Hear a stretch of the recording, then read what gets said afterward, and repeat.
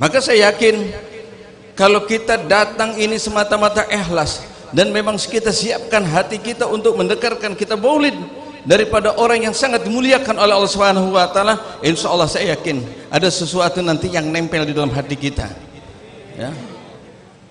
Ada sesuatu yang kita dapatkan setelah ini kita kembali. Sebab bagi mereka orang-orang yang mukmin, orang mukmin yang khusus, apa kesenangannya? Bukan yang tadi kami sebutkan, tapi apa? Yaitu qiraatul maulid.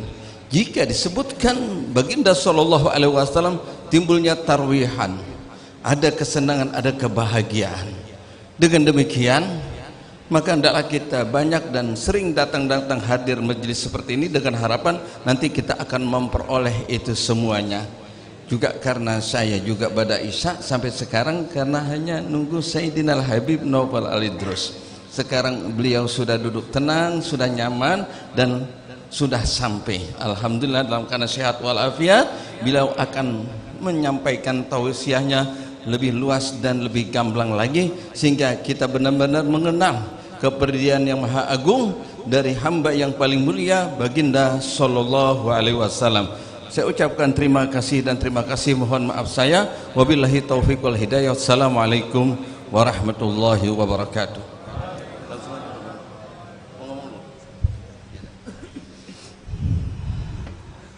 Assalamualaikum warahmatullahi wabarakatuh. Alhamdulillahilladzi bi ni'matihi tatimmus shalihat wassalatu wassalamu ala sayyidina Muhammadin sayyidis sadat wa ala alihi wa ashabihi wa man tabi'ahu ila yaumil ma'ad. Allahumma shalli wa sallim wa barik ala sayyidina Muhammad wa ala ali sayyidina Muhammad. Yang sama-sama kami hormati dan kami muliakan para alim ulama, para asatiz, para hujat, para sesepuh, para tokoh masyarakat, para aparatur pemerintah, bapak-bapak, ibu-ibu, hadirin hadirat jamaah majelis maulid yang dimuliakan Allah Subhanahu wa taala. Bersyukur kita kepada Allah pada malam yang berbahagia ini Allah kumpulkan kita di tempat ini dalam rangka kita membaca sejarah baginda Rasulullah sallallahu alaihi wasallam.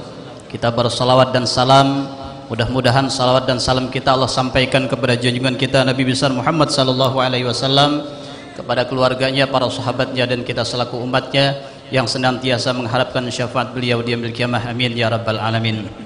Hadirin yang dimuliakan Allah, yang sama-sama kami hormati dan kami muliakan orang tua kami, ayahanda Bapak Haji Sanusi dan keluarga besar Yayasan Darul Fathah, yang sama-sama kami hormati, kami muliakan orang tua kita Al-Habib Abdullah As-Segab dan guru kami Abuya Kiai Haji Amir Hamzah Al-Mukarram, guru kita Al-Habib Naufal bin Muhammad Al-Idrus yang alhamdulillah beliau sudah ada di tengah-tengah kita, yang sama-sama kita hormati Kiai Haji Amiruddin Said serta para aparatur pemerintah, Bapak Camat, Bapak Lurah serta para asatidz, para habaib yang lain yang mohon maaf saya tidak absen satu persatu namun teriring doa. Kita doakan mudah-mudahan para guru kita, para asatidz kita Allah berkahkan ilmunya, Allah berkahkan harokat dakwahnya, apa yang menjadi cita-cita beliau semua dikabulkan Allah Subhanahu wa taala. Tidak panjang kalam, insyaallah nanti kalimat tasyakur di akhir akan kami sampaikan sebelum ditutup dengan doa. Mari sama-sama kita dengarkan mau'izatul hasanah yang insyaallah akan disampaikan oleh Al-Mukarram Al-Habib Naufal bin Muhammad Al-Idrus yang tadi panitia sudah deg-degan Bib nunggunya. Tapi mudah-mudahan alhamdulillah dengan kehadiran beliau terobati ya. Jadi panitia alhamdulillah Habib sudah ada di tengah-tengah kita. Ya, kepada beliau waktu dan tempat kami persilahkan.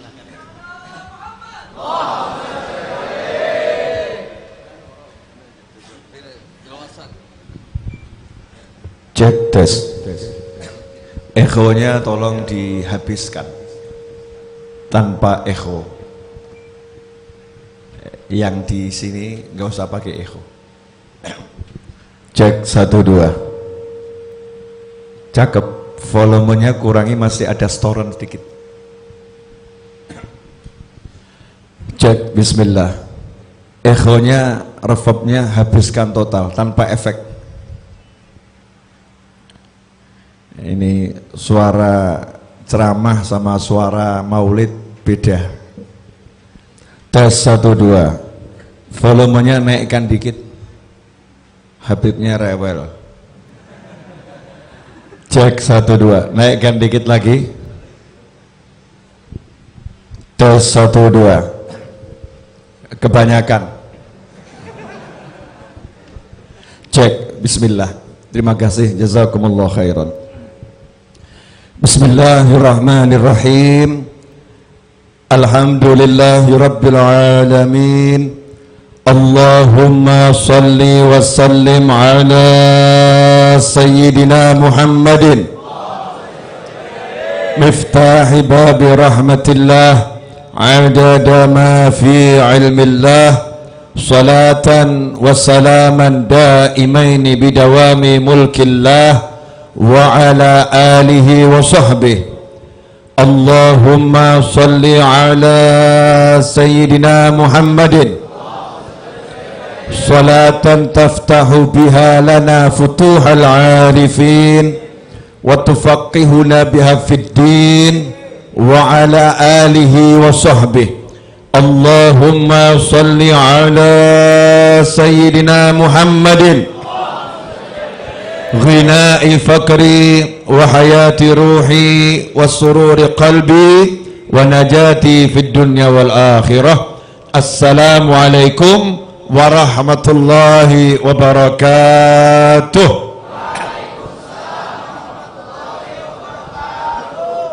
Hadirin dan pemirsa dimanapun Anda berada, serta kapanpun Anda berada, alhamdulillah malam hari ini Allah Ta'ala memberikan banyak nikmat dan anugerah kepada kita semua.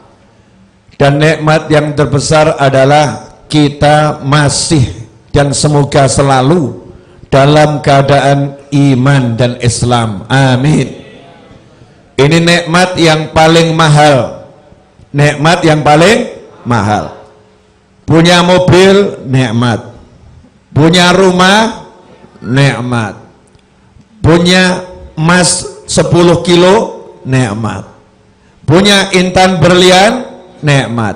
Tapi yang namanya rumah, mobil, intan berlian, emas dan lain sebagainya bisa dibeli dengan uang. Bisa dibeli dengan uang.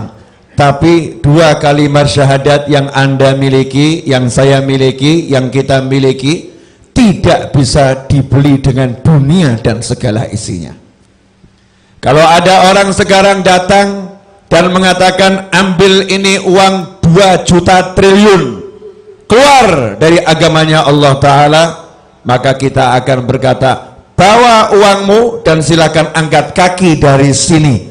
Seandainya kamu bawa dunia semuanya, 7 lapis langit dan bumi beserta isinya, kamu serahkan ke saya agar saya keluar dari Islam, agar saya tidak ikut Nabi Muhammad SAW, maka akan saya tolak semua itu.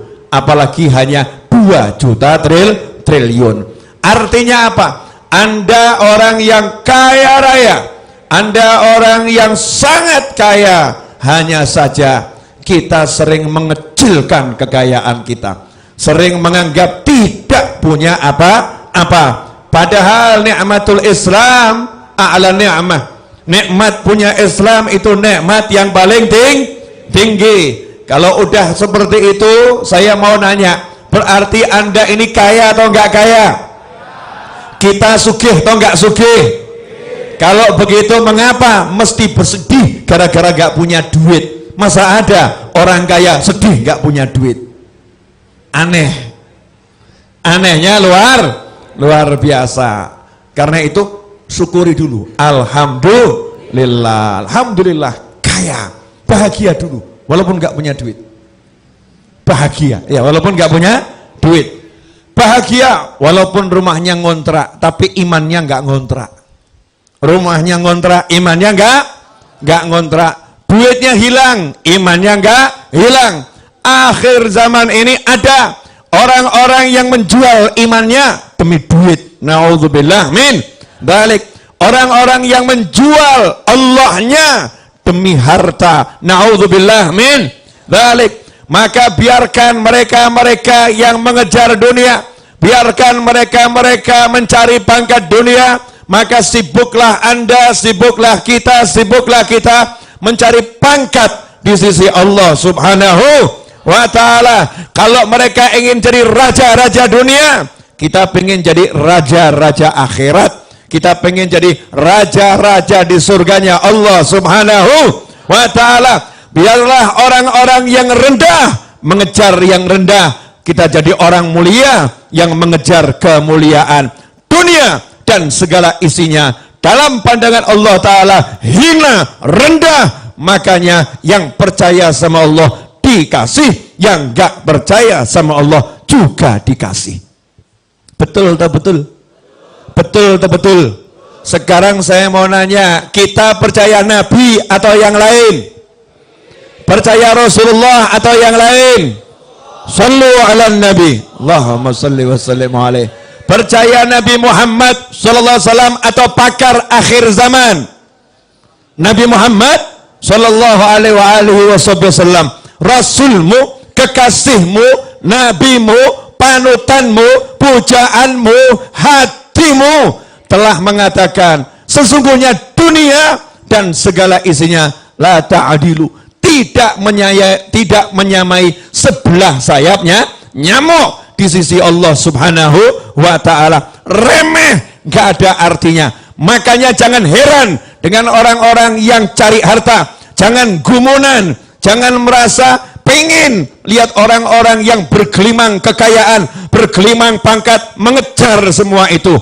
Karena yang dikejar adalah kotoran, saudara-saudara yang dimuliakan Allah Subhanahu wa ta'ala. Sementara kita diajarkan Nabi mengejar akhirat. Begini loh, saya ini sebetulnya mau ceramah panjang-panjang gak enak sama Kiai Amir dan yang lain. Ya, karena beliau-beliau sudah duduk lama, saya duduknya lebih lama. Paham maksudnya enggak? Beliau duduk lama, saya duduk lebih lama. Karena saya perjalanan dari Solo, kemudian ke Karawang, dari Karawang terus ke sini. Berarti duduk saya lebih lama. Betul tak betul?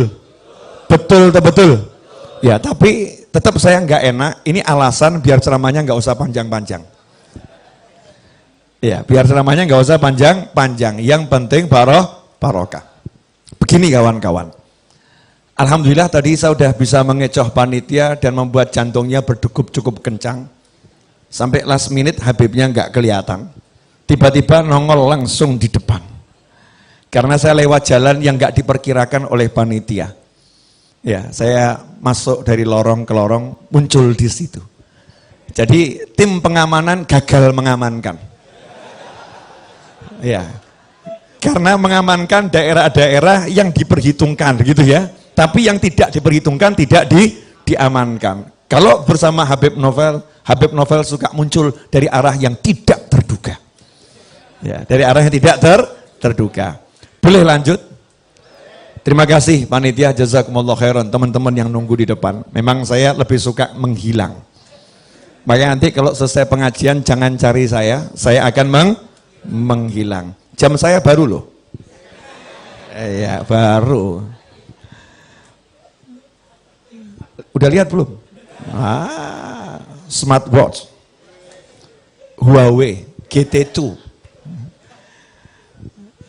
Saya ngomong begini maksudnya biar paham semua. Kalau yang namanya umat Islam itu, dunia itu, makanya kamu jangan mengagung-agungkan dunia. Lihat orang punya jabatan, lihat orang punya duit, lihat orang cantik, lihat orang ganteng, sanore. Agungkan Allah, agungkan Nabi Muhammad SAW, agungkan yang diagungkan Allah dan yang diagungkan Nabi Muhammad Sallallahu Alaihi Wasallam. Kalau yang namanya dunia ini, kalau tidak dunianya yang pergi dulu, ya kamu yang pergi duluan. Dah pilih mana? Pilih kamu ditinggal sama dunia atau meninggalkan dunia? Maksudnya gini loh, pilih kiamat datang dulu atau kamu yang mati dulu? Tidak ada pilihan yang lain. Pilih kamu mati dulu apa kiamatnya datang dulu? Jadi walaupun Anda punya jabatan setinggi apapun, punya kekayaan sebanyak apapun, mati pasti mendatangi. Betul atau betul? Ya, tapi banyak orang lupa. Walaupun Anda ganteng seperti apapun, cantik seperti apapun, mati pasti. Mati itu pasti. Walaupun Anda muda, tetap mati. Bayi mati banyak kok. Ini muda nggak merasa akan mati. Yang tua, pantas cepat mati. Udah tua, pantas cepat mati. Kalau muda, ya kalau muda itu mungkin merasa masih panjang umur, wajar ya. Tapi bayi aja banyak yang mati. Semua akan mati, semua akan mati. Makanya kita jangan niru siapapun, tiru Nabi Muhammad sallallahu alaihi wasallam. Laqad kana lakum fi Rasulillahi uswatun hasanah. Laqad, lam taukid qad. Sudah lam taukid pakai qad. Laqad kana lakum. Lakum bukan buat yang lain loh ya. Allah enggak bicara buat yang lain, buat kalian. Liman kana yarjullaha. Orang yang mengharapkan Allah dan hari akhir. Saya mau nanya, kamu mengharapkan pangkat, mengharapkan jabatan, mengharapkan duit, atau mengharapkan Allah?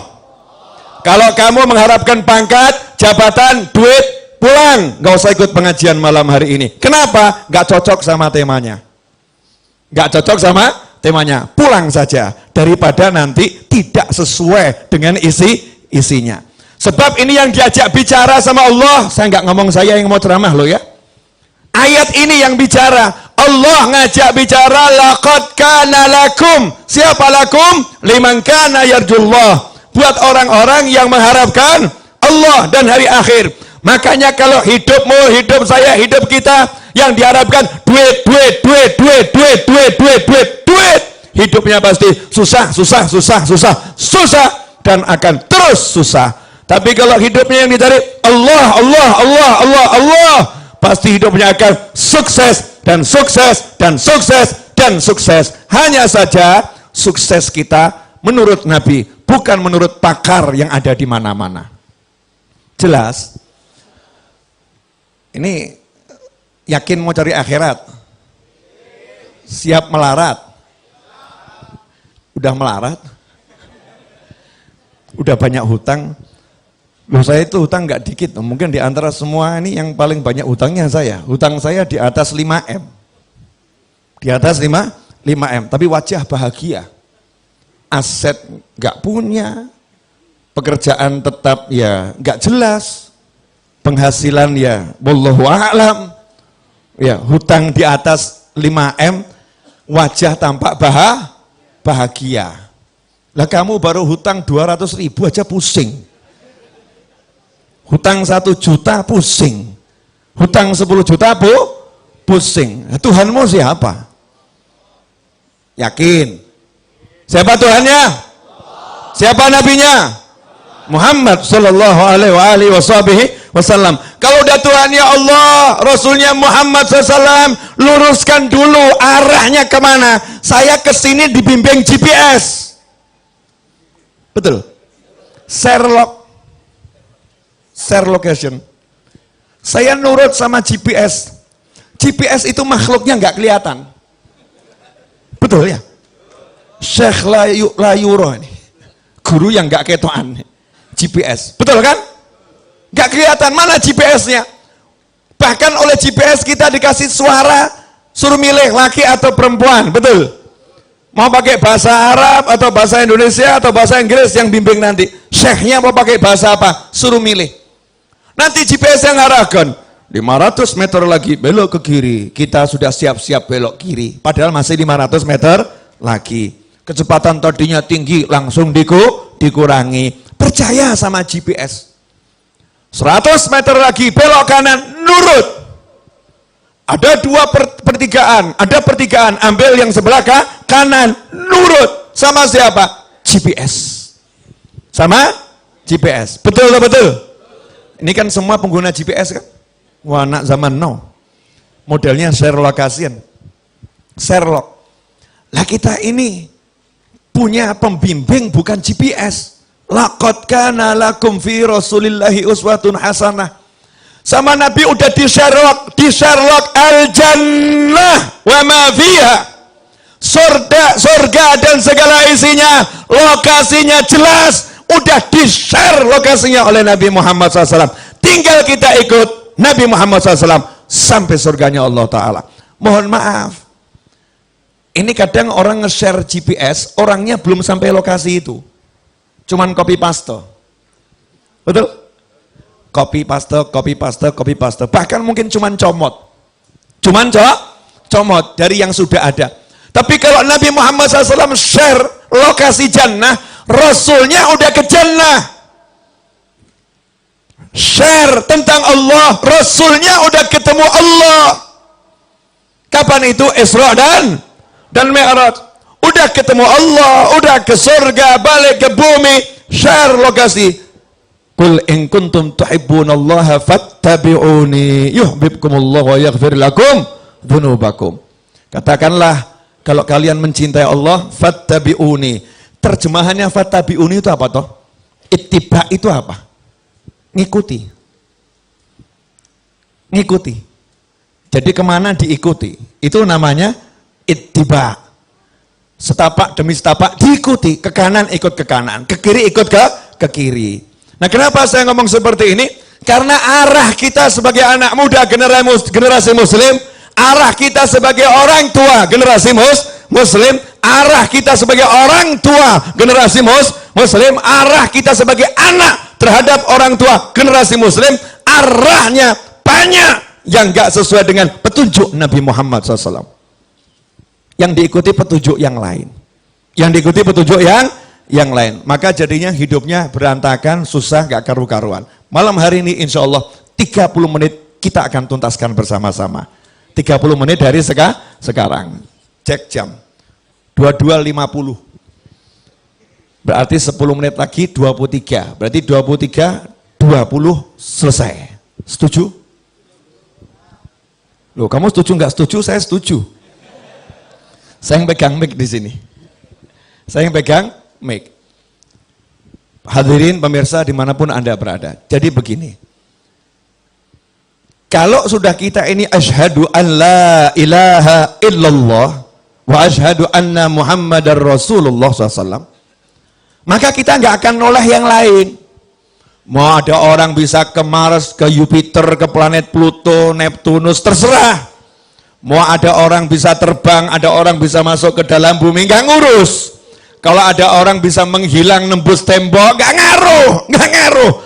Kalau ada orang bisa kebal diberondong dengan meriam, nggak ngaruh. Kita nggak akan noleh, nggak akan lihat semua itu, nggak akan lihat. Yang akan kita lihat Nabi Muhammad SAW. Yang akan kita lihat Rasulullah SAW. Ini benerin dulu. Kalau udah benerin ininya, arahnya udah bener, selesai hidup. Mesti enak. Gak mungkin tidak enak. Nah, tapi sayang kok, kita hidup kurang percaya sama Nabi, percaya sama yang lain. Hidup ini kurang pede dengan nabinya, pede dengan yang lain. Oh na'udzubillah min dzalik. Nabimu ini Muhammad SAW, Rasulullah, baginda Muhammad SAW, coba lihat. Kalau urusan antariksa, ini sampai hari ini yang mau mendarat di bulan masih gagal. Dan NASA kekurangan dana. NASA ini mencoba mendaratkan manusia lagi ke bulan. Menurut berita yang beredar, NASA kekurangan dana. Gitu sudah gaya mau ke planet Mars. Bulan yang dekat saja masih gagal. Sudah gaya mau ke planet Mars. Dan Anda percaya. Dan gumunan. Mars, luar biasa. Mars. Nanti kalau bumi hancur, Mars ada. Ini kan geblek. Bumi hancur, Mars ada. Kalau bumi hancur, Mars hancur duluan. Bumi ini yang paling akhir, yang lain hancur duluan, remuk semua. Kalau kiamat, N. Bumi N semua, N, selesai.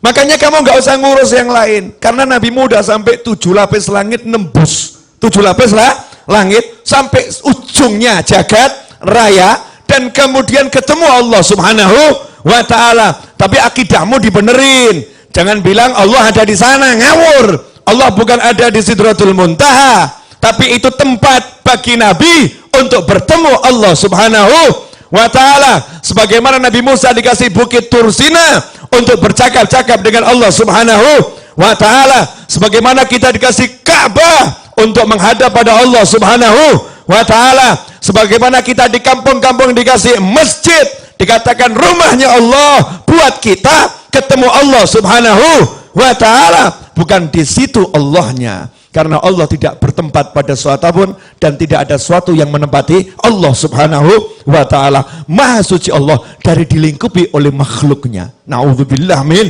dzalik. Jelas? Makanya kalau ada paham-paham yang gak beres, Allah di arsy, Allah di langit, arsy di atas langit. Jadi Allah duduk di arsy. Na'udzubillah min dzalik. Ini pemahaman jeglek saudara-saudara.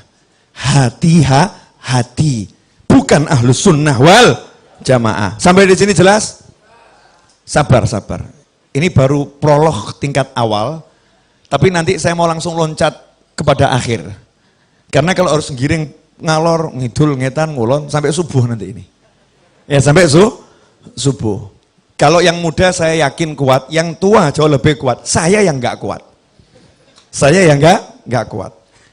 Nah kalau kita udah paham, Nabi kita udah nembus 7 lapis langit, nembus 7 lapis langit. Urusan bicara, Nabi bukan cuma bicara dengan manusia dan jin. Bicara dengan manusia dan jin itu biasa. Bicara dengan malaikat itu biasa. Nabi gunung diajak bicara. Gunung loh. Sejak kapan gunung bisa jatuh cinta? Gunung jatuh cinta. Uhudun jabalun yuhibbuna wa nuhibbuh. Gunung Uhud itu gunung yang kami cintai dan dia mencintai kami. Rasulullah cinta sama gunung, Masya Allah. Cinta beneran, bisyu'ur, punya perasaan, dan gunungnya punya perasaan cinta. Bagaimana Rasul menemukan kehidupan di dalam batu? Pohon. Sejak kapan ada pohon bisa jalan? Kalau di pot kamu angkat, iya jalan. Ini enggak pohon, dipanggil sama Nabi, sini, pohonnya jalan. Allahumma sholli wa sallim alaihi. Benar-benar jalan keluar. Itu Nabi Muhammad sallallahu alaihi wasallam. Nurnya, Masya Allah, dalam kitab Maulid Simtudurar dan kitab Maulid yang lain, dalam berbagai hadis. Ketika Nabi lahir, Nabi Muhammad SAW, cahayanya Rasulullah membuat seisi ruangan di mana Rasul dilahirkan bisa melihat yang jauh menjadi dekat. Bintang-bintang di langit seakan-akan ada di pangkuan. Istana yang ada di Busra, yang ada di Suriah, tampak di depan mata. Padahal temboknya masih ada. Temboknya enggak jebol, tapi istana itu mendekat, bintang mendekat. Rasul menciptakan yang namanya Stargate, saudara-saudara. Cahaya yang kalau melangkah nyampe tujuan. Kalau melangkah sampai tujuan. Rasulmu mutakhir. Huwal awal huwal akhir. Dia Nabi yang pertama dan juga yang terakhir. Semua ada dalam diri Nabi Muhammad SAW. Kalau kamu udah paham Rasulmu yang paling hebat, Rasulmu yang paling luar biasa, Rasulmu yang paling top, maka jangan lihat siapapun, pakar sehebat apapun, gak sama dengan Rasul, buang. Boleh orang lain pakai, kamu jangan pakai. Kamu bisa katakan, silahkan Bapak kalau mau pakai dia, maaf saya tidak. Saya mau ikut Nabi saja. Selesai. Sanggup? Sanggup? Termasuk diantaranya, Nabi tidak mendidikmu jadi karyawan. Nabi pengen kamu jadi bos. Ya ini nggak enak nih. Karena kebanyakan karyawan ini. Bukan merendahkan karyawan, enggak. Tapi Nabi pengen muslim jadi bos, bukan jadi karyawan. Biar yang lain yang jadi karyawan. Makanya kalau kita lihat sejarahnya sahabat dan tabi'in, itu di zamannya tabi'in, toko-toko walaupun azan tetap buka. Walaupun azan, waktu sholat tokonya masih buka. Kenapa? Yang jaga non muslim. muslimnya ke masjid, yang jaga toko non muslim. Kok bisa? Iya, karena muslimnya bosnya ke masjid, karyawannya jaga toko. Zaman sekarang kebalik, bosnya nggak ke masjid, karyawannya juga nggak ke masjid, tokonya buka, bosnya non muslim, karyawannya muslim. Penurunan, kualitasnya nurun. Makanya dari kecil Nabi SAW sudah diajari kerja, menggembala kambing, bil ujroh. Lihat kitab Irsyadul Mukminin, disebutkan di situ. Waktu kecil, bil ujroh, diupah, dilatih kerja. Setelah itu naik pangkat, berdagang, ekspor impor keluar negeri, ekspor impor keluar negeri. Umur 25 tahun menikahi wanita terkaya di Jazirah Arab. Kamu umur 25 tahun, siapa yang kamu nikahi? Siapa?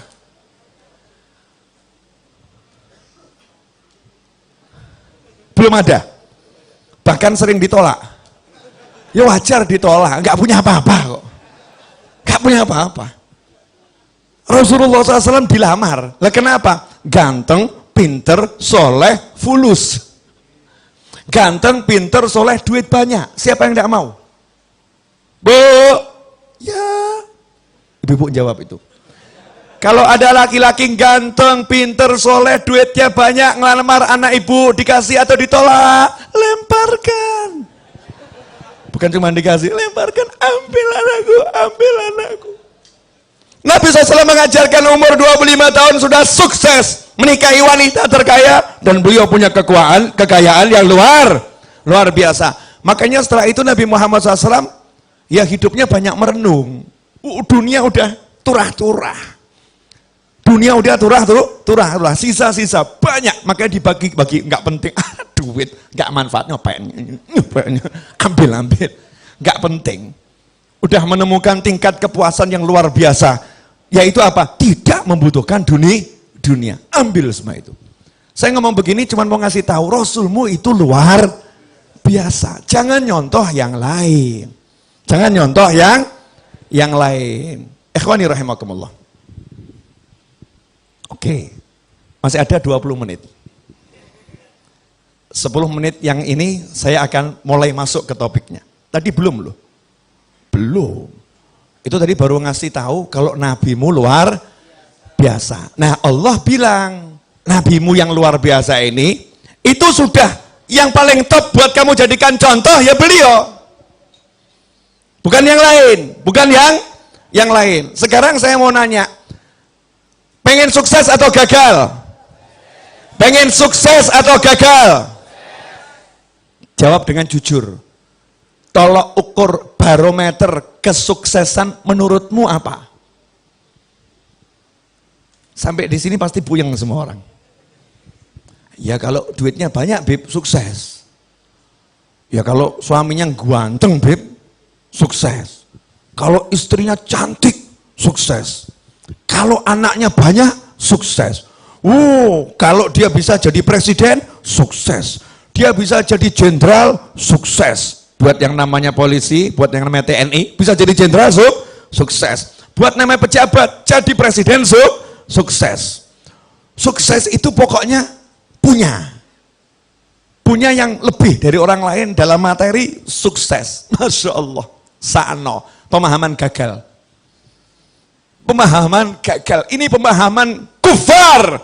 Pemahaman orang-orang yang gak kenal Allah Subhanahu wa ta'ala. Pemahaman Nabi Muhammad SAW, sukses adalah jika kamu punya 2 kalimat syahadat, kamu sukses. Selesai.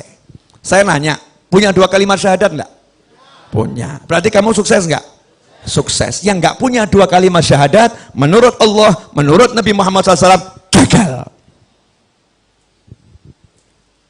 Kok pandangannya seperti orang enggak sukses, kenapa? Kamu sudah sukses. Cuman tingkatan sukses itu bertingkat. Yang kedua, sukses gak kenal yang namanya duit.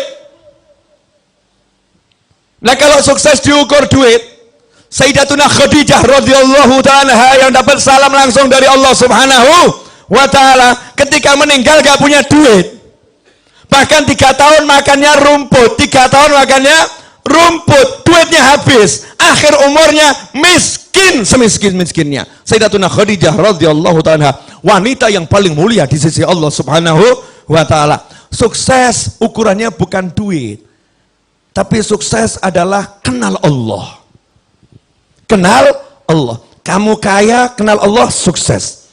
Kamu miskin, kenal Allah, sukses. Yang repot, udah miskin gak kenal Allah, mu'adzab ini. Itu namanya gagal kuadrat. Miskin, gak kenal Allah.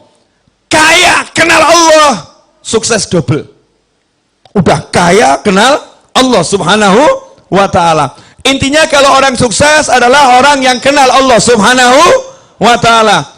Dan kita kenal Allah plus. Kenapa? Kita kenal Allah lewat Nabi Muhammad SAW. Yang lain kenal Allah lewat Nabi Musa, lewat Nabi Isa, lewat Nabi Nuh, lewat Nabi Ibrahim, lewat nabi-nabi yang lain. Kita lewat Nabi yang terbaik, yaitu Nabi Muhammad Sallallahu Alaihi Wasallam. Pertanyaan saya selanjutnya, ibu-ibu, bu.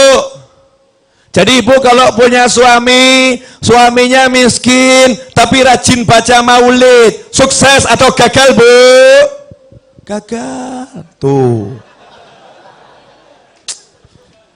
Cara pandang ibu-ibu salah. Walaupun suamimu miskin, gak punya duit, tapi dia rajin ikut maulid, berarti kamu sukses. Punya suami yang baik. Punya suami yang baik. Bukan ukurannya duit, bukan harta, tapi kenal Allah Subhanahu wa ta'ala. Oke, mulai naik dikit, mulai naik sedikit. Sekarang saya mau nanya, tapi tolong dijawab jujur, boleh? Dalam kehidupan hari-hari, tiap hari, mana yang lebih sering Anda rasakan? Sukses atau gagal?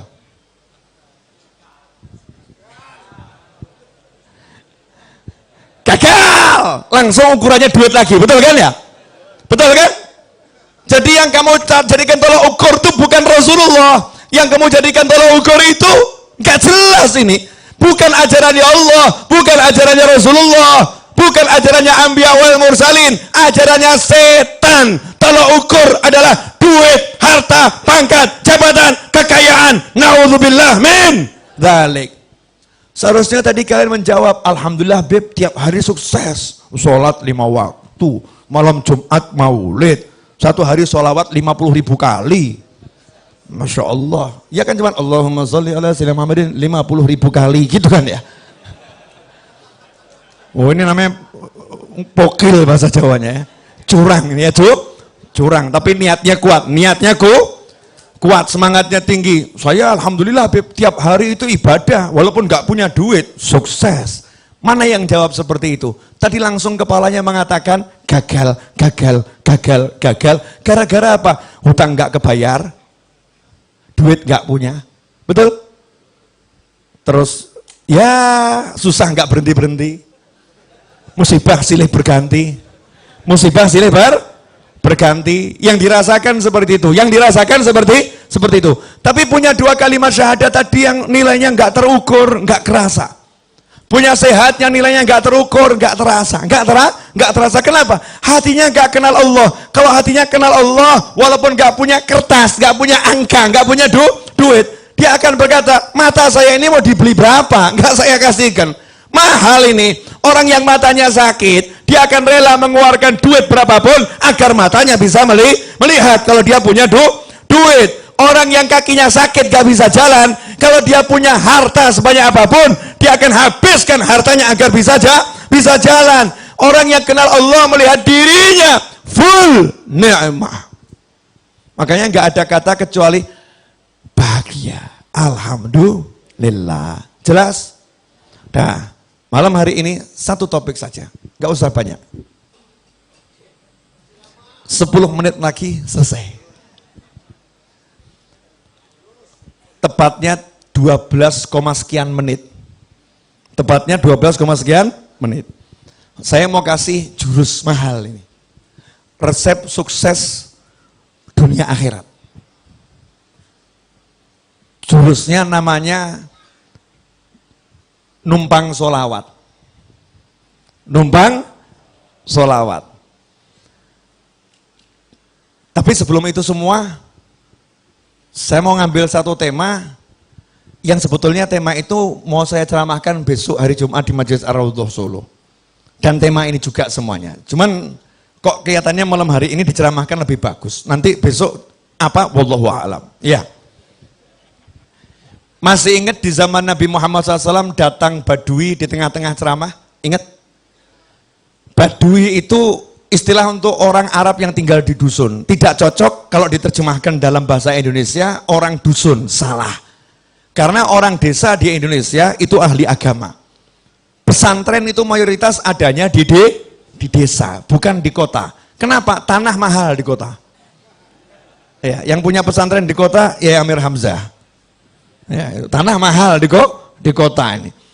Ini kalau minggir tanah semakin murah, betul kan ya?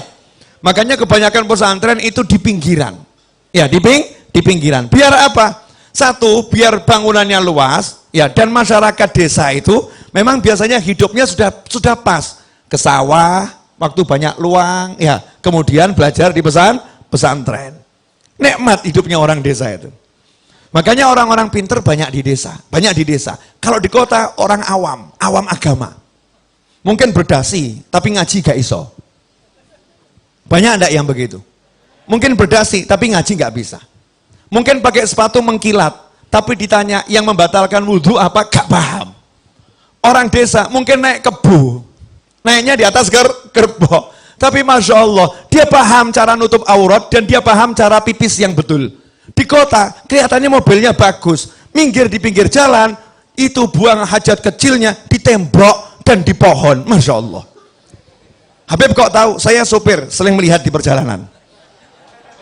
Ya tampak seperti itu. Orang desa paham, ke toilet, minimal cari kali dan sembunyi.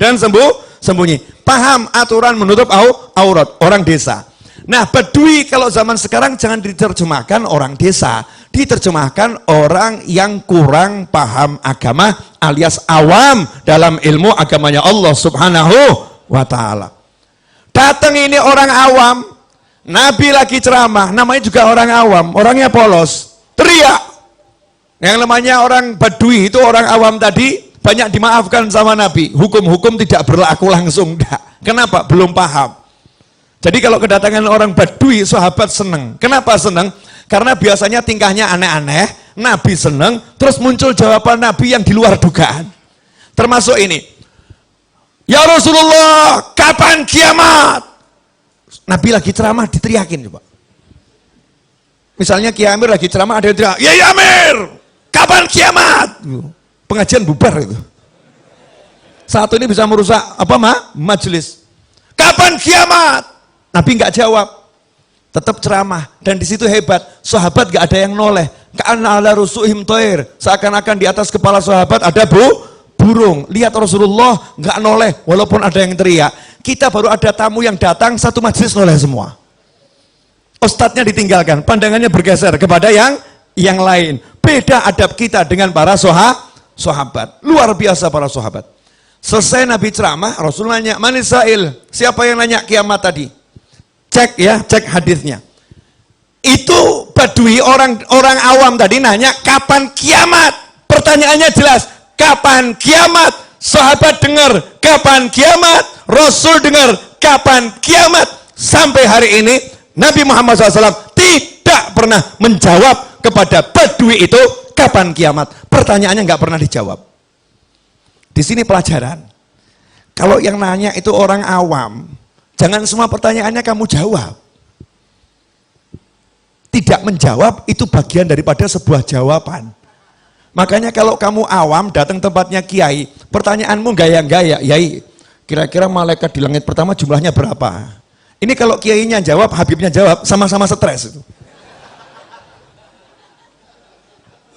Orang awam nggak tahu apa-apa nanya malaikat, nanya jin. Ini jin yang ada di hidung namanya siapa? Jin yang ada di telinga apa? Malaikat yang di telinga namanya siapa? Setan yang ada di perut namanya siapa gitu ya. Ini orang awam lain kalau yang nanya itu santri. Pantes. Contoh begini loh, begini. Saya dokter, datang pasien, saya cek ternyata sakit asam lambung, saya kasih obat, silakan diminum sebelum atau setelah makan. Pasiennya nanya sama saya, Pak dokter, tolong jelaskan kepada saya kandungan obat ini, komposisinya apa saja dan berapa beratnya masing-masing komposisi.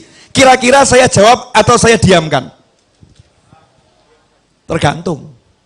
Kalau ini ternyata dia juga seorang dokter, kalau dia ternyata seorang sarjana kedokteran yang memang udah tingkatnya hampir lulus, dia paham, dia nanya dengan tujuan kalau obatnya habis nanti apotek gak ada, bisa meramu sendiri. Jadi saya akan berikan jawaban, pantas berikan jawaban sama orang ini.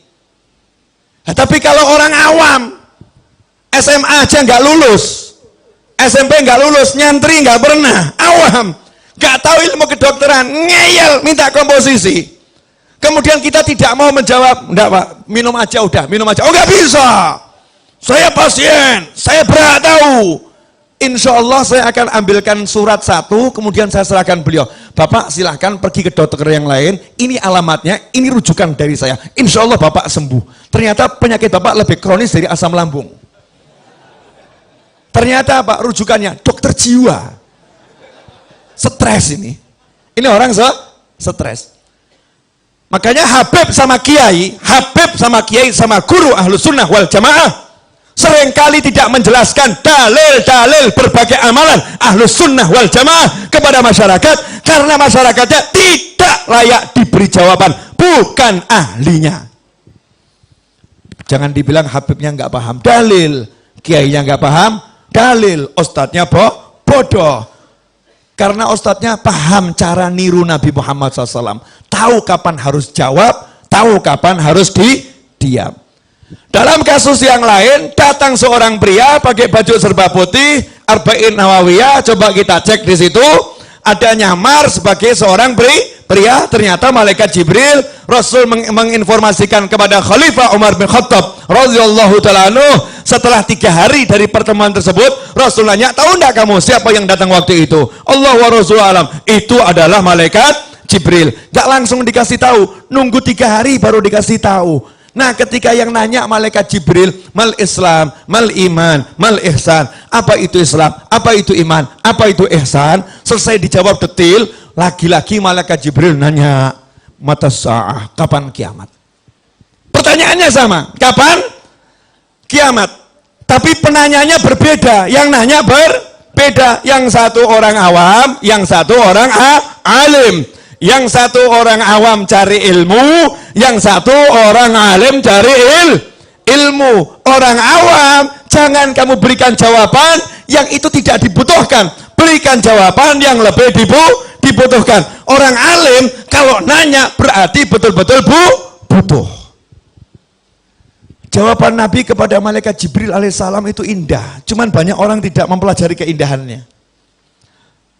Bahkan seringkali terjemahannya itu tidak menunjukkan keindahan jawaban Nabi Muhammad SAW. Mal mas'ul anha bi'a'lam minas sa'il. Kalau diterjemahkan, mal mas'ul anha, yang ditanya tentang kiamat tidaklah. Yang ditanya tentang kiamat, yaitu Nabi Muhammad SAW, tidaklah bi'a'lam, lebih mengetahui minas sa'il, dari yang bertanya. Cek kalimat ini ya. Ini banyak orang gagal paham di sini. Mal mas'ul anha bi'alam minas sa'il. Yang ditanya tidak lebih tahu daripada yang bertanya. Coba saya mau nanya, apakah Nabi ngomong, saya tidak tahu tentang kiamat? Ada enggak yang seperti itu? Enggak ada. Apakah Rasul mengatakan, saya tidak tahu kiamat kapan tiba? Enggak ada. Malaikat Jibril nanya karena paham Nabi tahu. Malaikat Jibril nanya karena ngerti Nabi paham. Tapi Nabi dilarang oleh Allah Subhanahu wa taala buka rahasia. Kiamat itu kapan? Gak boleh dibuka. Dan Nabi tidak boleh berdusta. Kalau tahu harus ngomong tahu, kalau nggak tahu harus ngomong tidak tahu. Makanya jawaban Nabi diplomatis, merendahkan diri. Yang ditanya tidak lebih ngerti dari yang bertanya. Oh kamu lebih paham, merendahkan diri. Masya Allah, tawadhu. Tapi Tapi setelah itu Nabi berkata, kalau ciri-cirinya saya tahu. Misal begini loh, ada orang nanya ke saya, ya orang nanya ke saya, Habib saya mau nanya, rumahnya Kiai Amir itu di Buncit, di Pondok Pesantren Darul Islah, di mana? Terus saya ngomong, saya tidak lebih mengetahui dibandingkah kamu. Pengetahuan saya dan pengetahuan kamu ini, pengetahuan saya tidak lebih dari pengetahuan kamu. Aku tidak lebih ngerti dari kamu. Cuman saya tahu ciri-ciri rumahnya Kiai Amir itu. Saya jelaskan saja ciri-ciri rumahnya. Nanti kamu kalau udah ada depan rumah sakit, seberang rumah sakit ada gang. Nah itu kamu masuk. Ya, nanti gang itu kalau udah masuk, sebelah kiri ada pintu gerbang yang agak besar. Kalau kamu turun ada lapangan. Nah, di situ rumah Kiai Amir. Nah, kalau udah kamu turun, ya kamu tuh turun ada lapangan. Kemudian kamu menghadap ke arah kiblat. Di situ ada makam. Di situ ada makam. Nah, di sebelah selatannya makam, di situ ada rumah kecil. Ya, ciri-cirinya sebelum masuk rumah banyak kitab, ada lemari kitab. Lah itu dekat dengan rumahnya Kiai Amir. Saya mau nanya, berarti saya tahu enggak rumahnya Kiai Amir? Tahu atau enggak tahu? Tahu atau enggak tahu? Maka pahamlah nabimu. Nabimu merendahkan diri. Nabimu luar biasa. Nabimu hebat. Tawadhu. Jaga amanatnya Allah Subhanahu wa taala. Rasulullah SAW tidak membocorkan kapan kiamat itu tiba, meskipun malaikat Jibril yang nanya. Tapi Rasul tidak sampai hati kalau malaikat Jibril tidak dikasih informasi, karena ini ilmu yang dibutuhkan malaikat Jibril alaihissalam. Makanya dikasih tahu ciri-ciri. Lah kalau ciri-cirinya dikasih tahu semua kan kapannya ya kira-kira jelas toh ya. Seperti saya tadi tuh ya, kira-kira kan jelas, kapannya jelas buat malaikat. Yang pengen saya garis bawahi, yang nanya orang awam gak dijawab, yang nanya orang alim dijawab. Makanya kalau kamu pergi ke rumahnya Habib, ke rumahnya Kiai, kamu nanya nggak dijawab, jangan kamu anggap Habibnya goblok, Habibnya bodoh, Kiainya nggak berilmu, kamunya yang goblok, makanya nggak dijawab. Paham enggak? Ini kan sering ada yang tempatnya Habib, tempatnya Kiai gitu, terus Habibnya nggak punya ilmu itu, Kiainya nggak punya ilmu. Saya tanya gitu aja nggak dijawab. Ya, karena memang kamu nggak layak, saya nggak layak, kita nggak layak. Ini sisi keilmuan. Bagian ini santapan para santri. Santri dapat ilmu begini senang. Udah pernah dapat yang seperti ini? Belum pernah. Saya juga baru dapat bulan Maulid ini. Berkat ceramah ini ya, dapat bulan Maulid ini. Karena saya baca macam-macam ya belum dapat yang seperti ini. Bulan Maulid tengah-tengah ceramah kok dikasih sama Allah Subhanahu wa taala. Nah, menariknya lagi di sini. Orang awam tadi nanya kiamat kapan, sepertinya orang yang udah siap mati gitu kan. Memang Badui ini udah siap mati. Kenapa? Dia nanya kiamat karena dia pinter. Dia lihat itu orang kok di kuburan, ya, belum masuk surga. Alam barzah. Surga itu nunggu kiamatnya tiba, dibangkitkan dari kubur, digiring ke mahsyar, hari perhitungan, jalan Shiratal Mustaqim, baru surga atau jegur ke neraka, kan begitu. Makanya Badui tidak mau lama-lama di kuburan, nanggung kalau nanya kapan saya mati, nanggung. Maka dia nanya kapan kiamat, maksudnya biar cepet gitu loh masuk surganya. Dan yang mengejutkan Nabi nanyanya gak nyambung. Ditanya kapan kiamat, Nabi nanyanya apa? Jawabannya, pertanyaan juga. Lah kamu udah siapin apa? Jadi pertanyaannya diabaikan. Diarahkan kepada hal yang lebih penting daripada nanya waktu kiamat. Paham? Diarahkan kepada hal yang lebih penting daripada kamu bertanya kapan waktunya kiamat. Ma'adat talaha. Apa yang kamu siapkan untuk kiamat? Kalau orang yang gak paham dipikir Nabi kok gak nyambung ya? Ditanya tentang kiamat gak jawab, tambah nanya yang arahnya beda dengan pertanyaannya. Pertanyaannya tentang waktu, kok Nabi jawabnya tentang persiapan. Ini kan bab waktu, kenapa gak dijawab? Ma'adat talaha, apa yang kamu siapkan untuk kiamat? Lah yang mengejutkan, sahabat saja mau ngadepi kiamat keder loh. Sahabat mau ngadepi kiamat takut. Sahabat mau ngadepi kiamat itu ibadahnya luar biasa. Lah Badui ini dengan lantang, ya Rasulullah, Kalau sholat saya nggak punya banyak, kalau puasa saya nggak punya banyak, tapi kalau hati saya cinta Allah dan Rasulnya. Coba kalau kamu jadi kiai, ada orang nanya, kamu jadi habib, jadi ustadz, ada orang nanya, saya mati kapan? Kita jawab, persiapanmu apa? Wah, saya sholat ya belum beres habib yai ustadz, puasa saya ya belum benar habib ya ustadz, zikir saya nggak pernah, saya sholat puasa yang wajib-wajib itu pun belum khusyuk, belum beres. Kita akan jawab apa? Ya udah, siap-siap siksa kubur mas, siap-siap mampus kamu dikubur kalau nggak segera tobat. Kamu harus perbaiki sholatmu, perbaiki puasamu, perbanyak zikirmu, sholat sunnah, puasa sunnah diperbanyak biar selamat sampai di kuburan. Jawaban kiai, habib, ustadz kurang lebih begitu, betul betul. Tapi aneh, Nabi Muhammad SAW datang orang yang terang-terangan ngaku, aku tidak punya sholat banyak, puasa banyak. Ini tidak punya sholat banyak dan tidak punya puasa banyak, sama pengakuan berikutnya bertentangan tidak. Tapi aku cinta Allah dan Rasulnya. Lo ngakunya cinta. Gini loh, ini kalau babnya pakai bab cewek langsung paham semua. Kamu datang melamar anaknya Pak Lurah, atau melamar anaknya Pak Kapolsek. Cantik anaknya Pak Kapolsek. Kemudian Pak Kapolsek atau Pak Lurah dan Bu Kapolsek dan Bu Lurah nanya sama kamu, Dek, kamu punya apa melamar anak satu-satunya kesayangan saya ini? Kamu punya apa?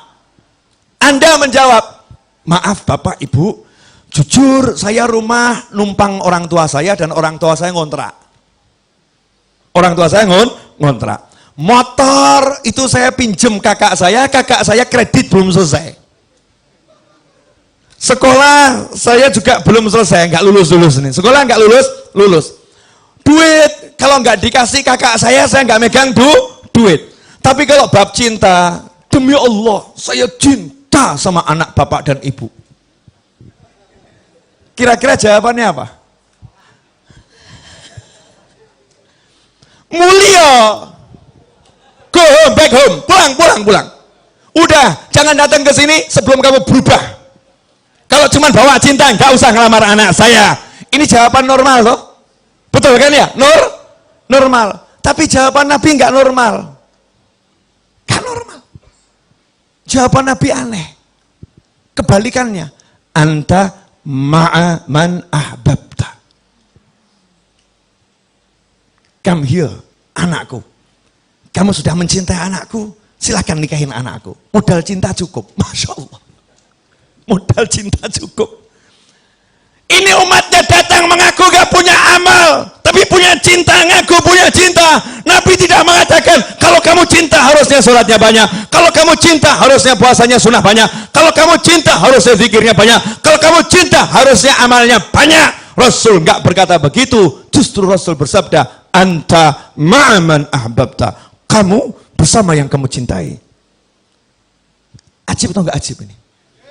Jawaban Nabi ini biasa atau luar biasa? Lah itu sahabat langsung girang semuanya. Lah iki sing tak anteni. Ini yang saya tunggu-tunggu. Sebab kalau urusan amal kita semua gak beres. Sahabat merasa dirinya gak beres.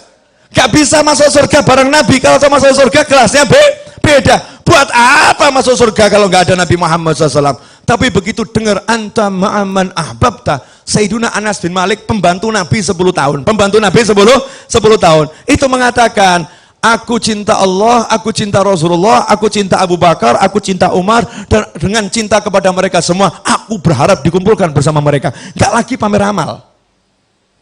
Gak ngomong, aku ahli tahajud, aku pembantu Nabi, aku biasa disuruh Nabi, aku biasa sapu rumah Nabi, aku biasa melayani Nabi, aku dekat dengan keluarga Nabi, aku ngurusin keluarga Nabi, aku akan masuk surga bersama Nabi. Enggak. Amalnya enggak disebut. Yang disebut apa? Cinta. Yang disebut cinta. Makanya untuk urusan ini, Nabi Muhammad SAW mengajarkan kepada umatnya, alimu atau adibu auladakum ala thalathi khisal.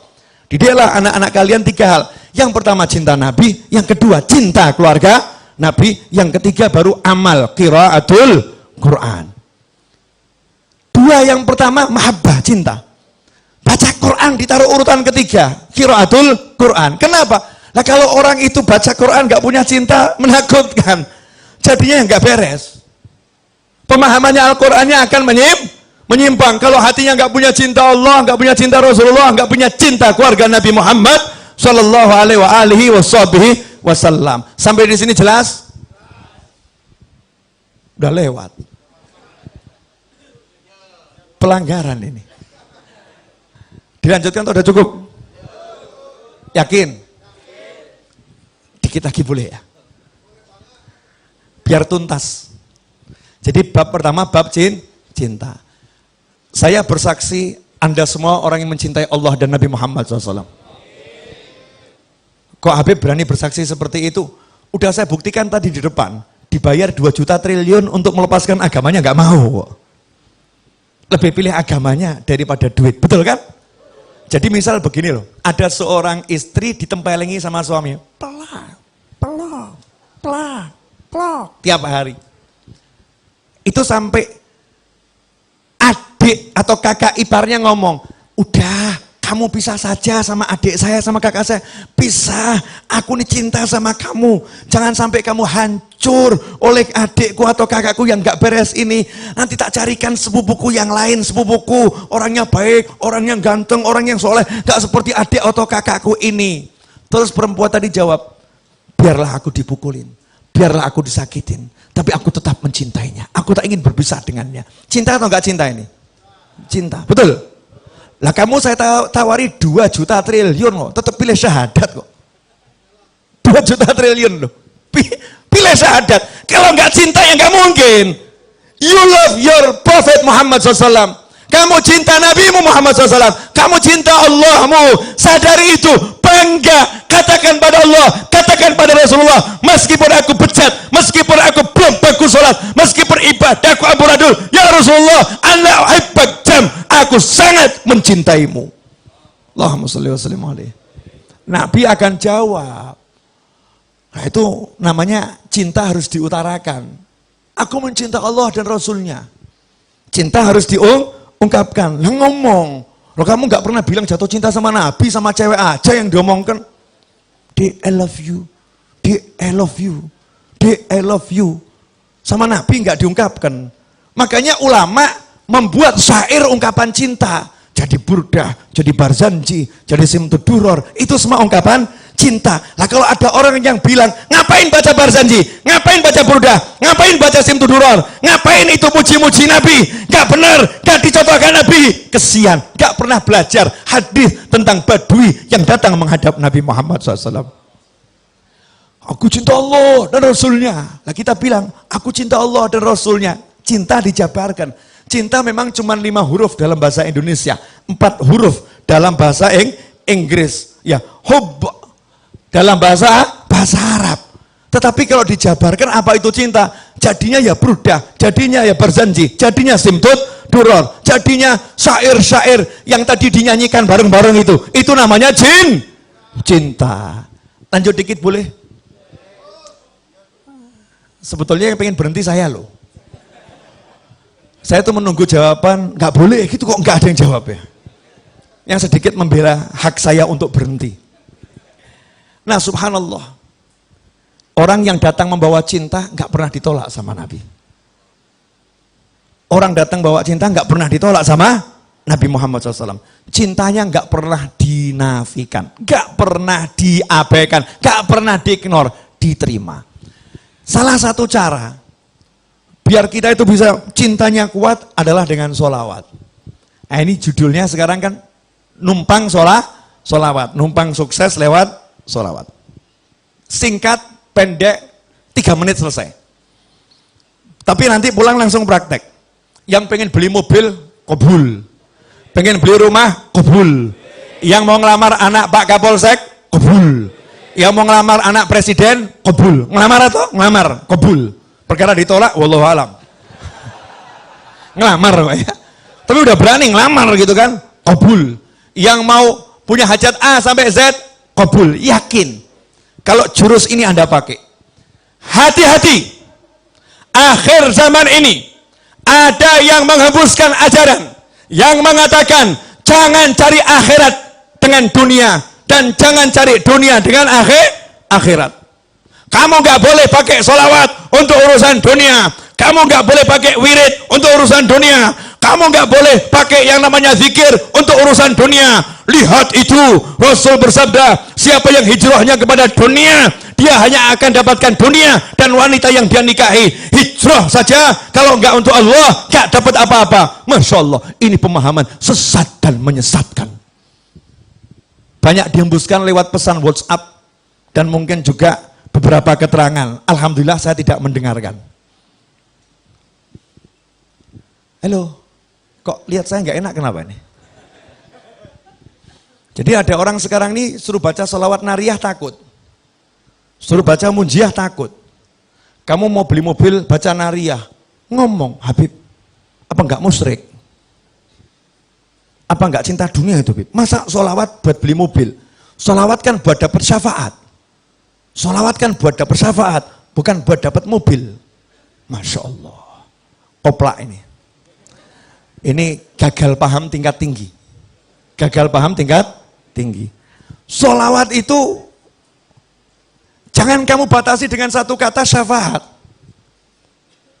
Syafaat itu salah satu bagian dari manfaat sholawat. Tapi di antara manfaat sholawat, saya jabarkan 3 menit. Perkara 3 menitnya melar jadi 30, wallahu a'lam. Boleh ya? Coba saya jawab pertanyaan saya dengan jujur. Kalau Anda pengen sesuatu urusan dunia, pengen mobil, pengen rumah, pengen punya pasangan hidup, pengen punya apapun yang ada di dunia ini, mintanya ke siapa? Mintanya ke siapa? Jawab yang keras, mintanya ke siapa? Allah, betul? Kalau Anda pengen sembuh dari sakit kepala, mintanya ke siapa?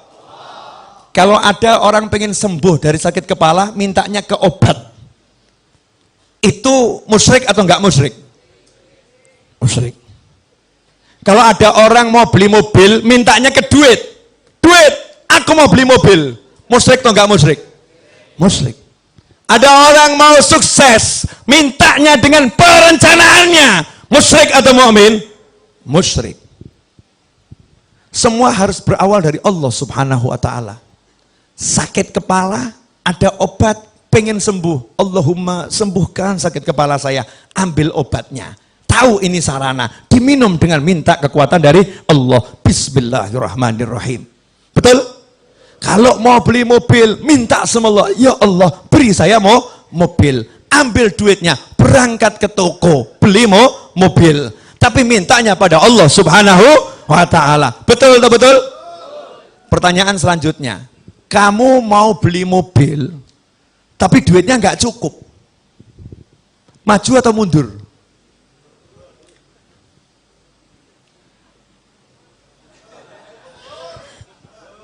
Saya mau tes Anda ini mukmin atau musyrik gitu loh. Kalau kamu mau beli mobil, tapi duitmu nggak cukup, kurang 200 juta, nggak nanggung ya. Lah punyanya berapa? 10.000.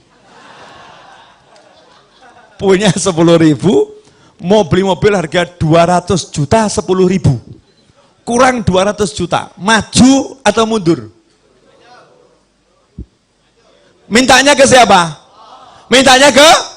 Oh, suruh minta sama Allah kok mundur? Justru karena kamu nggak punya, kamu minta sama Allah. Bilang sama Allah, ya Allah, ini uang 10.000 ya Allah. 10.000 ini nggak bisa dibuat beli apa-apa. Kalau enggak kamu izinkan beli apa-apa. Tapi kalau engkau izinkan ya Allah, 10.000 ini bisa dapat mobil 200 juta ya Allah. Ya Allah tolong beri saya mobil yang satu itu ya Allah. Harga 200 juta, 10.000 rupiah. Amin. Kantongin. Allahumma mobil.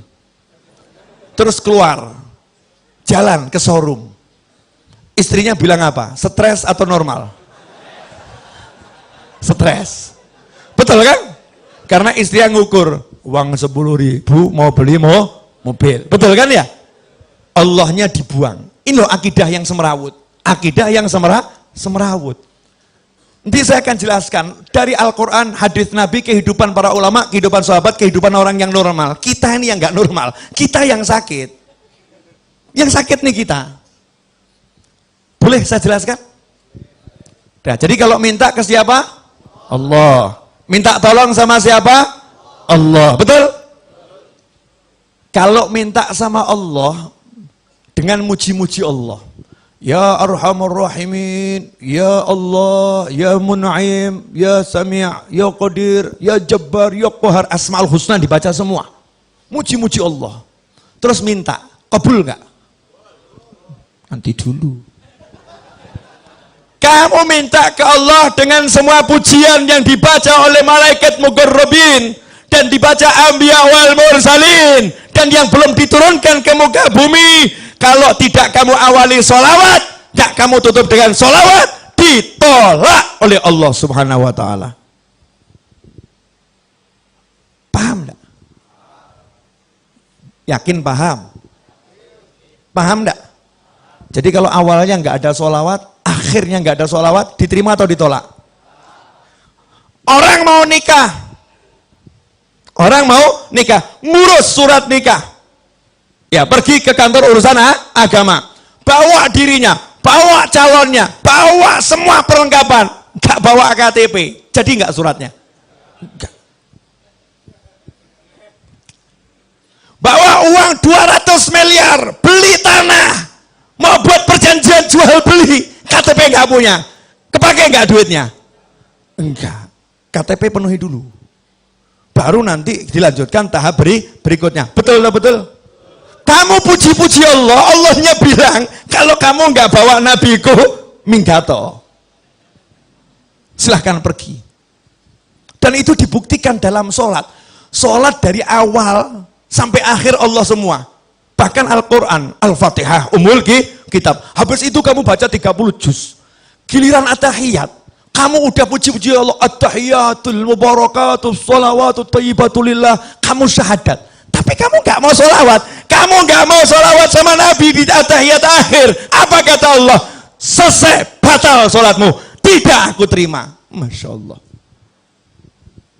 Berarti sholawat nih penting atau super penting? Lah kok kamu khutbah Jumat, satu masjid nangis, Allah, Habibnya luar biasa, blek semaput. Masya Allah, Habibnya hebat. Allah, pojok, blek, mati. Serangan jantung. Karena teriak, rindu sama Allah. Allah, disusul sebelahnya, blek, mati.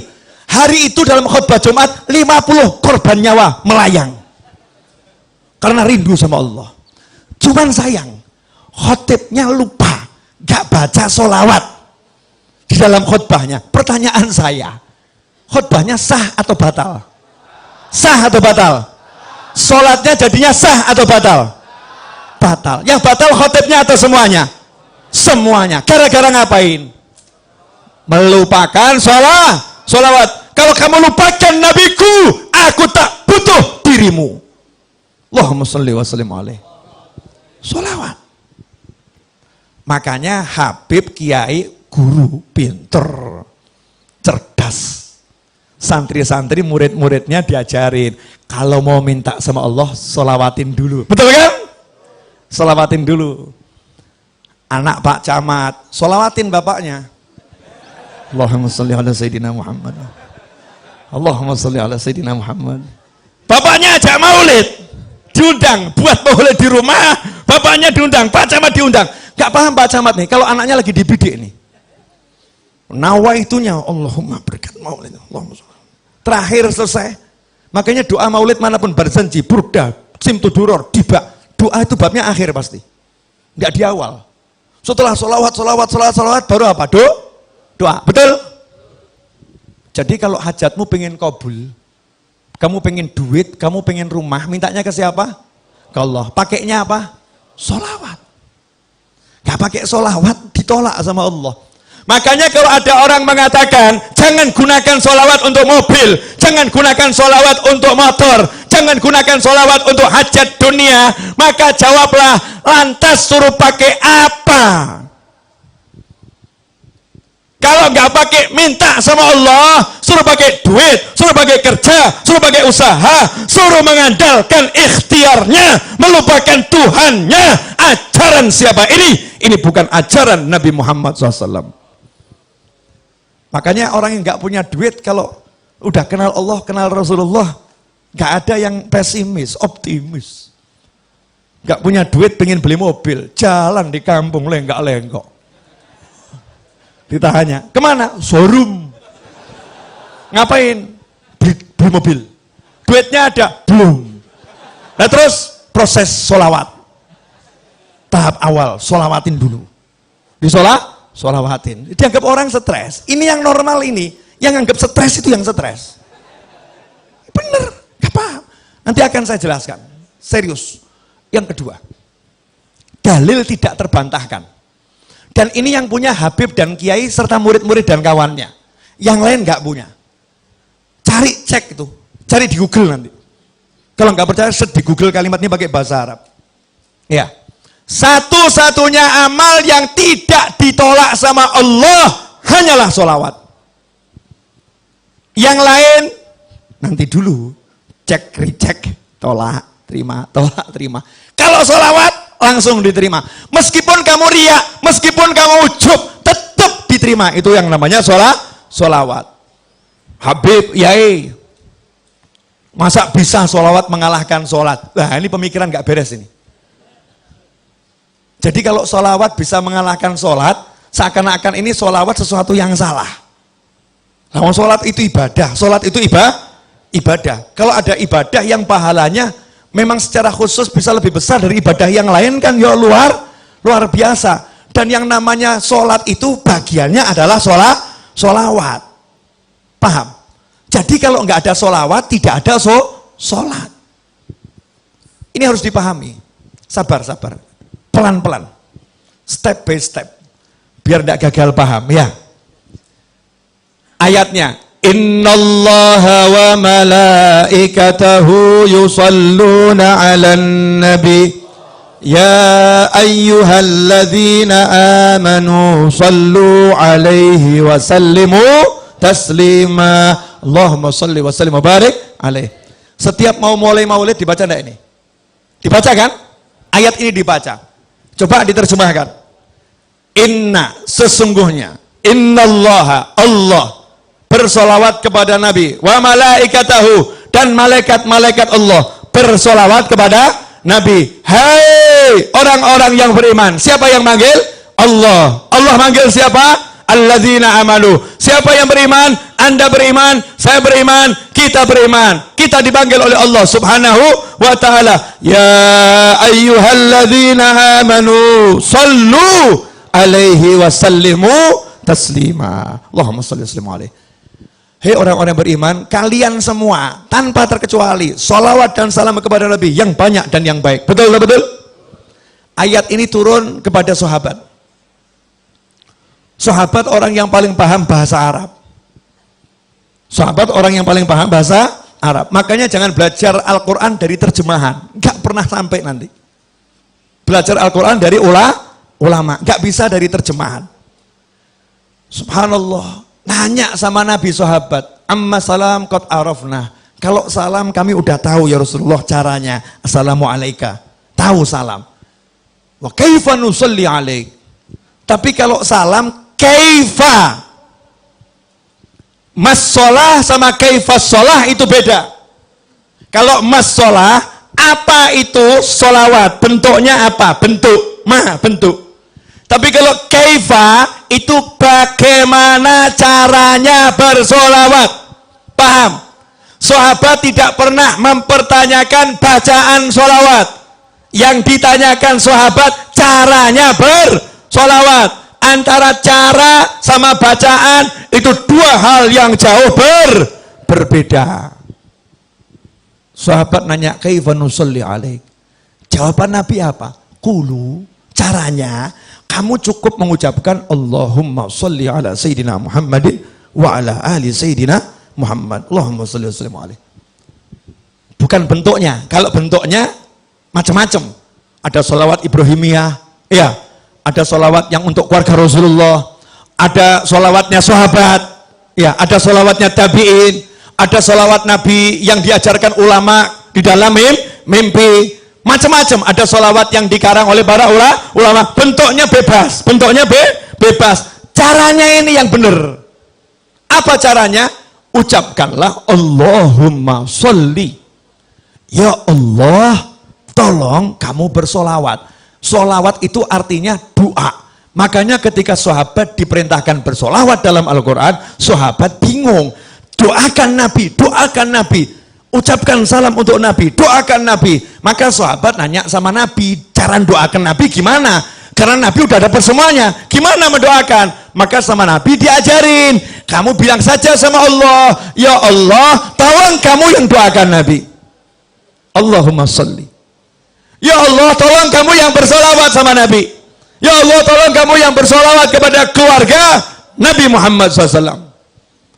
Dah, sekarang dicek dulu, cek pemahamannya udah nyampe belum? Yang merintah siapa? Yang dapat perintah siapa? Mukmin, betul. Allah merintah kita untuk ngapa? Solawat. Solawat kepada siapa? Kepada Nabi Muhammad SAW. Nabi ngajarin kita bagaimana? Minta saja sama Allah, Allahumma sholli. Ya Allah, tolong kamu solawat sama Nabi, betul? Ya Allah, tolong kamu salawat sama Nabi. Maka Allah jawab, innallaha wa malaikatahu yusholluna 'alan nabi. Allah dan malaikat udah terus-terusan selalu salawat sama Nabi. Kalian yang salawat sama Nabi. Kita jawab lagi, ya Allah, kamu saja yang salawat sama Nabi. Allahumma sholli ala sayyidina Muhammad. Ya Allah, tolong kamu saja yang salawat sama Nabi.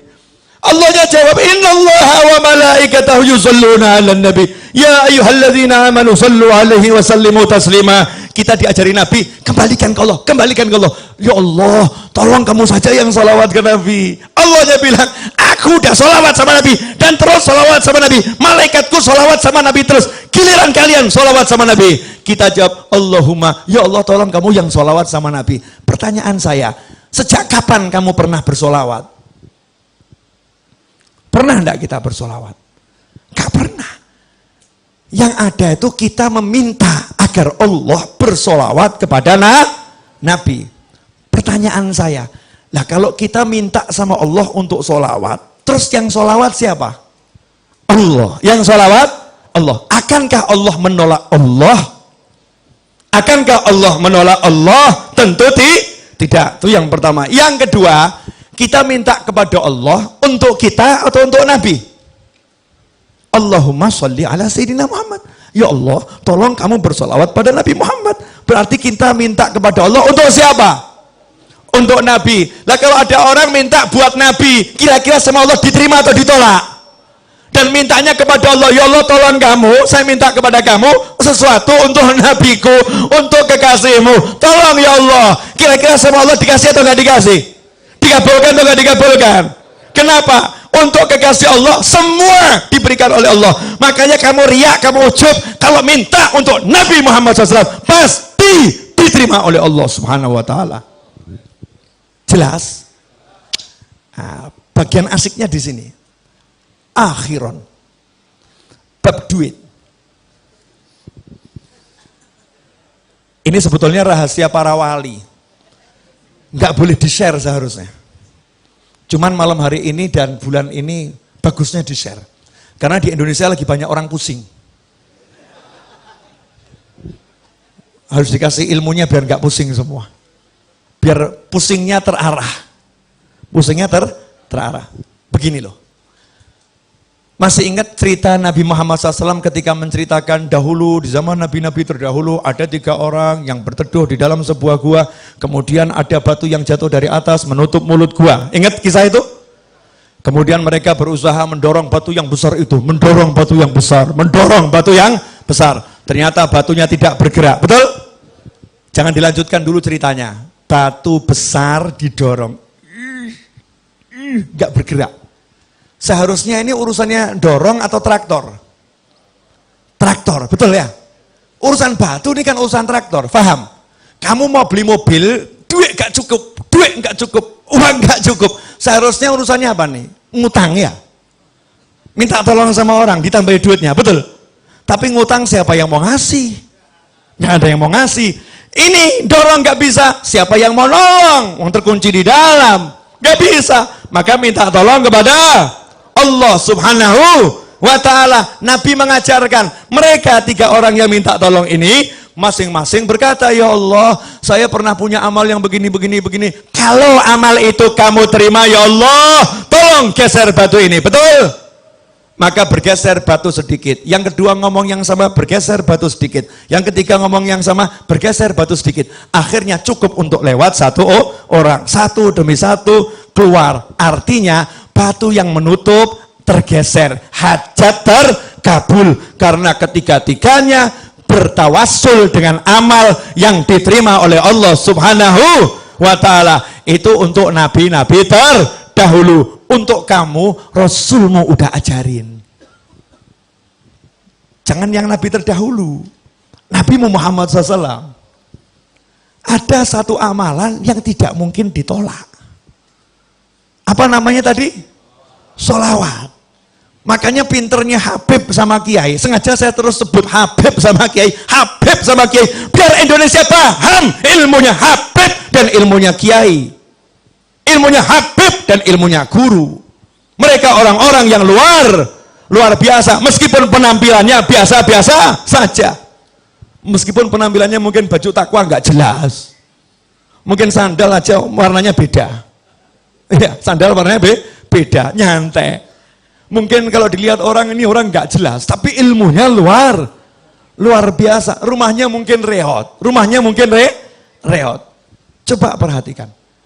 Habib sama Kiai dari zaman dahulu kala ngajarin, kamu kalau punya hajat baca nariyah 4.444 kali. Selesai nariyah bilang, ya Allah berkat sholawat nariyah kabulkan hajat saya. Betul? Kamu kalau punya hajat baca maulid simtuduror, barzanji, burda, dibak dan sejenisnya. Selesai maulid bilang berkat maulid ini ya Allah kabulkan hajat saya. Betul? Kamu kalau punya hajat diajari Habib Kiai baca munjiah 1000 kali, sholawat A sekian kali, sholawat B sekian kali. Selesai bilang sama Allah, ya Allah berkat sholawat yang aku baca tadi kabulkan hajat saya. Betul? Pertanyaan saya, ajaran Habib sama Kiai ini berasal dari mana? Dari ajaran langsung Nabi Muhammad Sallallahu Alaihi Wasallam. Amal yang tidak ditolak. Dan buat kita amal yang tidak ditolak adalah sholawat. Makanya kalau kamu pengen beli mobil, baca nariyah 4.444 kali. Tapi jangan diwakilkan. Kalau kamu wakilkan, yang qabul yang mewakili. Karena judulnya ini mau tawasul dengan mujahadahmu, dengan usahamu. Gantinya dorong batu tadi loh. Usahanya duduk di kamar. Nanti kamu masuk kamar bilang sama istri, Dek saya mau beli rumah dulu ya, jangan diganggu 5 jam. Siapkan kopi, teh, dan makanan.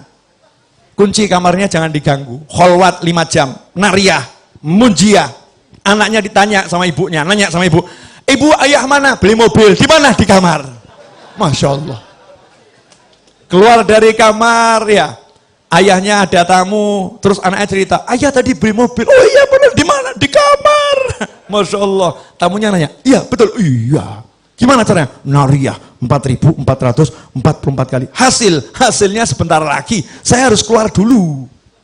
Hasilnya sebentar lagi saya harus keluar dulu. Baru dia keluar, jalan ke pasar, jalan cari obyekan, jalan dia bergerak. Nanti itu sholawatnya akan bekerja. Sholawatnya akan bekerja. Loh, kalau Nabi yang terdahulu saja umatnya di dalam gua nggak ngapa-ngapain, diem saja, gerak sendiri. Lah kamu udah pakai sholawat, masih pakai kerja, nggak kabul ya nggak mungkin. Mana imanmu, mana yakinmu, mana percayamu? Jangan percaya dengan fata morgana. Pekerjaan itu fata morgana, perencanaan itu fata morgana. Ajaran nabimu itu nyata, saudara-saudara. Allahumma sholli alaihi. Jelas. Masing-masing buat rencana kelihatannya nih. Mulai pulang mau sholawat. Mau sholawat. Mujahadah, baca sholawat. Ini kalau semua ngamalin, sampai nanti sudah terwujud, komisi nggak nyampe Solo, awas. Namanya guru tuh harus dapat komisi. Yang ngajarin kan ya. Perdagangan kan begitu kan ya. yang ngajari kan dapat apa itu? Hak cipta ya. Royalti. Nah, royalti enggak usah banyak-banyak, udah 10%. Royalti 10%. Ikhwani rahimakumullah. Jelas yang saya sampaikan? Jelas? Sekarang hidup ringan atau berat? Ringan ya? Gak usah repot, kita punya Nabi Muhammad sallallahu alaihi wasallam. Ada yang masih ngeyel, mungkin nonton orangnya. Sebentar. Masih belum puas. Oke, satu lagi. Yang di rumah tuh masih belum puas dalilnya. Wa may yattaqillaha yaj'al lahu makhrajan wa yarzuqhu min haitsu la yahtasib. Siapa takwa kepada Allah, Allah akan selalu memberikan solusi untuk masalahnya. Apapun itu masalahnya, wa yarzuqhu min haitsu la yahtasib, dan Allah akan selalu memberinya surprise rezeki. Rezekinya surprise, rezekinya kejutan, tidak bisa difikir dari mana datangnya. Tahu muncul. Itu namanya min haitsu la yahtasib. Bahasa kerennya surprise. Itu kerennya. Rezekinya surprise. Ayatnya itu. Lihat asbabun nuzulnya. Asbabun nuzulnya tentang suami istri yang anaknya tertawan oleh musuh. Terus suami istri ini menghadap Nabi Muhammad SAW. Terus ngomong sama Nabi, anak saya ditawan musuh. Apakah Nabi kirim pasukan untuk membebaskannya? Apakah Nabi mengatakan, satu sahabatku nyawanya seperti nyawa seluruh umatku, maka akan kukerahkan seluruh pasukan untuk bebaskan anakmu? Apakah seperti itu? Enggak. Nabi mengajari, pulanglah kamu ke rumah, ajak istrimu, bacalah haula wala quwata illa billah. Maka sang suami pulang ke rumah. Sampai di rumah istrinya dikasih tahu. Apa jawaban istri yang solihah? Masya Allah, petunjuk yang luar biasa. Ini anaknya ditawan. Nabi nggak kirim pasukan. Nabi nggak kirim pasukan khusus. Nabi tidak buat perencanaan untuk pembebasan secara zahir. Tapi Nabi ngajari ngucap la haula wala quwata illa billah. Istri ini mengatakan, ini cara yang paling hebat. Ini petunjuk yang luar biasa. Sekarang suami pergi ke tempat kiai, pergi ke tempat habib, penuh dengan yang namanya masalah, kemudian diajarin Kiai Habib, baca Simtudurur di rumahmu setiap malam Jumat, akan selesai masalahmu. Pulang ke rumah, ngomong sama istri, istrinya menjawab, maulid lagi, urusannya duit kok suruh baca maulid, urusannya utang nggak selesai kok suruh baca maulid. Na'udzubillah, amin. Mana perencanaanmu? Mana strategimu? Rasulullah enggak membuat strategi, sahabatnya tidak suruh membuat strategi, suruh duduk zikir kepada ilahi Rabbi. Hasilnya subuh, ketok pintu rumah, anaknya datang, assalamualaikum, rangkulan nangis. Anaknya datang bawa kambing sejumlah lembah itu ya, lembah. Di riwayat yang lain kuda sebanyak itu, masya Allah. Maka sang ayah ini langsung ngadep ke Rasulullah SAW. Ya Rasulullah, anak saya udah pulang, selamat, bahkan bawa rampasan perang. Ternyata anaknya ketika ditawan, yang nawan dibuat tidur sama Allah. Kemudian anaknya bisa melepaskan ikatannya. Anaknya kemudian melarikan diri. Dan ternyata kambingnya saat itu, dan atau kudanya saat itu, semua ikut sama anak tersebut ke Madinah Nabi Muhammad SAW. Sehingga sampai depan pintu, orang tuanya bahagia, anaknya bahagia, kambingnya juga bahagia. Kambingnya hijrani dari tangan orang kafir ke tangan muslimin. Apa kata Nabi? Muncullah itu turun ayat, wa may yattaqillaha yaj'al lahu makhrajan wa yarzuqhu min haitsu la yahtasib. Makanya kalau kamu pengen solusi, kamu pengen rezeki, jalannya takwa. Dan salah satu jalan takwa yang terbaik adalah sholawat pada Nabi Muhammad sallallahu alaihi wasallam. Makanya kalau ada orang mengatakan jangan jadikan sholawat untuk cari dunia, orang ini tidak paham ilmunya Allah dan Nabi Muhammad SAW. Justru kalau kamu butuh dunia, pakailah akhiratmu, pakailah Allahmu. Itu namanya orang yang mengandalkan Allah subhanahu wa ta'ala. Jelas semuanya? Alhamdulillah. Teriak-teriak udah selesai. Baju sudah tembus, ya, kaos sampai ke depan basah kuyup. Sudah saatnya pertandingan diakhiri. Kesihan para santri yang sejak sebelum kita datang sudah duduk di sini. Ya, dan nabuh rebana dengan penuh energi menunggu hidangan yang dinanti-nanti. Tak kunjung keluar hidangan itu karena Habib Novel yang tak tahu diri. Saatnya hidangan kalau memang ada yang mau dikeluarkan. Saat hidangan nanti keluar saya undur diri. Karena sejak pagi saya belum istirahat. Saatnya saya istirahat karena besok pagi saya harus ngajar di Kemang insya Allah. Di Masjid Al-Ibadah. Ya. Setelah itu saya insya Allah harus ngajar di Bintaro, di Masjid Bintaro Sektor 9 insya Allah. Setelah itu saya ada janji kalau jadi mau ngajar sama Ustadz Yusuf Mansur di daerah Cibubur insya Allah. Setelah itu saya balik ke Solo, Jumatnya adalah Maulid Akbar Majlis Ar-Raudhah. Saya undang Anda semua, nggak datang bukan teman saya. Nah, Bib, jauh Bib. Ya udah, kalau nggak bisa datang ke Solo, datang lewat handphone masing-masing. Subscribe channel YouTube saya segera. Habib Novel Al-Idrus ya. Subscribe channel YouTube Habib Novel Al-Idrus. Ikuti siaran langsungnya. Jangan khawatir, channel saya bukan untuk cari uang. Channelnya tidak ada monetasenya, tidak ada iklannya. Tidak ada iklannya. Murni insya Allah untuk sarana dakwah. Biar gampang kita belajar bersama. Dan terakhir, pengumuman dari saya buat buku baru namanya atau judulnya Telaah Hikmah 40 Hadits Arba'in Nawawiyah. Buku itu tebalnya 240 halaman, ukurannya 14 x 21 kurang lebih. Harganya kalau beli di Solo langsung Rp100.000, kalau dikirim Rp120.000 untuk Pulau Jawa termasuk Jakarta, karena orang Jakarta tidak mau disebut orang Jawa. Jadi perlu dikasih keterangan ya. Dan Rp170.000 untuk di luar Jawa. Cara pemesanan, subscribe channel YouTube Habib Novel Al-Idrus, cari video di sana yang menjelaskan tentang cara memesan buku itu, atau hafalkan nomor WhatsApp ini, kirim pesan ke WhatsApp nomor yang satu ini. Hafalkan baik-baik dan jangan curhat, ini khusus untuk pesan buku. 08222, duanya 3 kali. 08222. Kemudian 33, tiganya 2 kali. Kemudian 9999, 9-nya 4 kali. Kemudian 08222339999 Kirim pesan dengan kalimat pesan buku. Insya Allah nanti akan dijawab. Insya Allah akan dijawab. Ikuti prosedur yang sudah disampaikan. Hasil penjualan buku akan kami gunakan untuk melunaskan hutang tanah, membangun asrama santri, dan kegiatan Majlis Ar-Raudhah dan kegiatan-kegiatan lainnya. Jadi Anda beli buku dengan banyak bonus pahala di dalamnya. Masya Allah. Di Gramedia nggak dapat itu. Di toko buku nggak dapat.